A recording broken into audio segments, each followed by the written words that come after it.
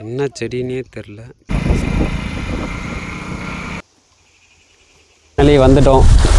இதுதாங்க அந்த place. But இதுக்கு மேலே எப்படி வழி போகுமா? காலையில் எழுந்ததும் எங்கே போகிறதுன்னே தெரியாமல் சரி தருமபுரியில் ஏதோ ஒரு இடன் வாட்டர் ஃபால்ஸ் இருக்குதுன்னு சொன்னாங்க. சரி அங்கே ஒரு 1 டே ட்ரிப்பு போயிட்டு வருவோம் அப்படின்னு சொல்லிட்டு பைக்குக்கு பெட்ரோல்லாம் போட்டுட்டு கிளம்பிட்டோங்க. போகிற வழியெல்லாம் ஒரே குண்டு குழியுமாக இருந்துச்சு. அப்புறம் ஃபுல்லாக பசிச்சுது. அதில் காலையிலேயே ஒரு ஹோட்டலில் ஒரு தோசையை வாங்கி சாப்பிட்டு முடிச்சுட்டு அதுக்கப்புறமா அப்படியே நாங்கள் கிளம்பிட்டோம். அதோ இந்த பிளேஸ் தான் வத்தல் மலையாம். சரி வத்தல் மலைக்கு மேலே என்ன தான் இருக்குன்னு பார்க்கலாமே. தம்பி காமெடி வேண்டாம், நான் சொல்லிட்டேன். நான் காமெடி பண்ணாதன்னு சொல்லியிருக்கேன். நான்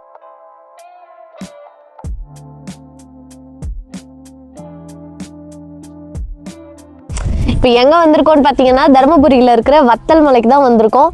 ஸோ இந்த பிளேஸ் பார்க்கும்போதே உங்களுக்கு தெரியும், ஃபுல்லாக நேச்சுரலாக அப்படியே மைண்டுக்கு பீஸ்ஃபுல்லாக இருக்குது. பட் நாங்கள் இன்னும் ஃபுல்லாக மேலே ஏறியே முடிக்கல. இப்போ தான் 12வது பெண்டில் இருக்கோம். டோட்டலாக 24 பெண்டு இருக்குது. மேலே ஏறிட்டு இன்னும் ஏதாச்சும் இன்ட்ரெஸ்டிங்கான பிளேஸ் இருந்தால் உங்களுக்கு அப்டேட் பண்ணுறேன். இதோ இடன் வாட்டர் ஃபால்ஸுக்கு போகிற வழி. ஓகே, இப்போ இந்த சின்ன வழியில் வந்து இந்த பிளேஸ் வந்து பார்த்தா சூப்பராக இருக்குது. இந்த இடத்துல தண்ணி கம்மியாக இருக்கும் போதே இவ்வளோ நல்லா இருக்குது. இன்னும் தண்ணி ஃபுல்லாக இருந்தால் இன்னும் பயங்கரமாக இருக்கும். ஆனால் என்ன ஒன்று, அங்கே பின்னாடி இருக்கிற தண்ணி தான் கொஞ்சம் க்ரீன் கலரில் இருக்குது. ஐ திங்க் இங்கே வந்து எல்லாம் குளிப்பாங்க அந்த மாதிரி நினைக்கிறேன். குளிச்சு அந்த தண்ணி அப்படி பண்ணிகிட்டு இருப்பாங்கன்னு நினைக்கிறேன். சரி ஓகே, ஆனால் ஃபோட்டோ எடுக்கலாம் தரமான பிளேஸுங்க. அம்மா ரோட்ல இருந்து வந்தோம். இப்போ அந்த சைடு போனோம், நிறைய தண்ணி எல்லாம் இருந்துச்சு. இப்போ இங்கே ஒரு வழி போகுது. இந்த வழியில் போயிட்டு என்ன இருக்குன்னு பார்க்கலாம்.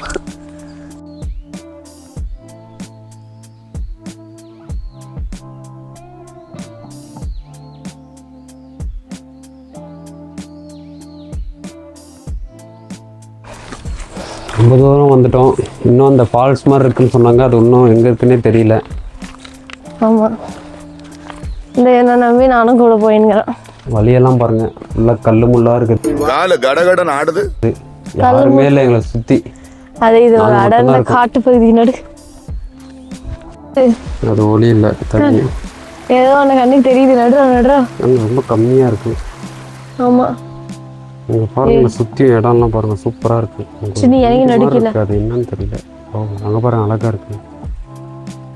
வீடு தான் நினைக்கிறேன். யாரும் தப்பாக நினச்சிக்காதீங்க. நல்லா இருந்துச்சுன்னு தான் காட்டினேன்.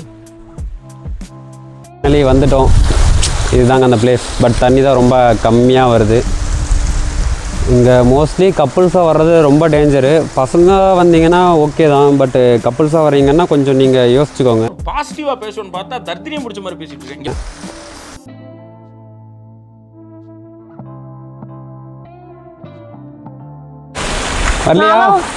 வரலையா? இரு சார். வாய்ப்பு இல்லை, வேண்டாம். வேணாவா? சேஃப் இல்லை. சரி வா, நீ வா. அப்போ மேலே வரேன். பாருங்கள், பிளேஸ் எல்லாம் பார்க்க சூப்பராக இருக்குது.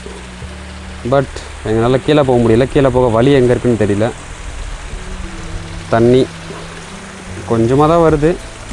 பட் இட்ஸ் ஓகே, வந்ததுக்கு ஒர்த்து. ஃபால்ஸ் பார்த்து முடிச்சுட்டு கிளம்பிட்டோம். வேறு எந்த பிளேஸும் சுற்றி பார்க்குறதுக்கு இருக்கிற மாதிரி எங்களுக்கு தெரியல.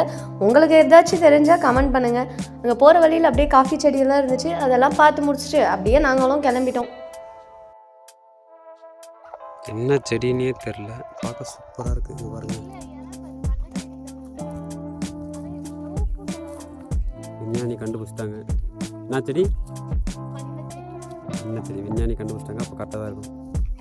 ஜப்பான்கார என்னென்னமோ கண்டுபிடிக்கிறா, நான் எதை கண்டுபிடிச்சிட்டு வந்துக்குது பாரு.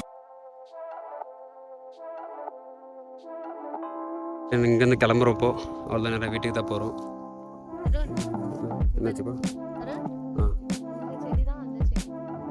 இதுவும் அதுவும் ஒன்று உனக்கு. இதுவும் உங்களுக்கு ஒரே பிராண்டு. அதுல உங்களுக்கு கொஞ்சம் கன்ஃபியூஸ் ஆயிருச்சு.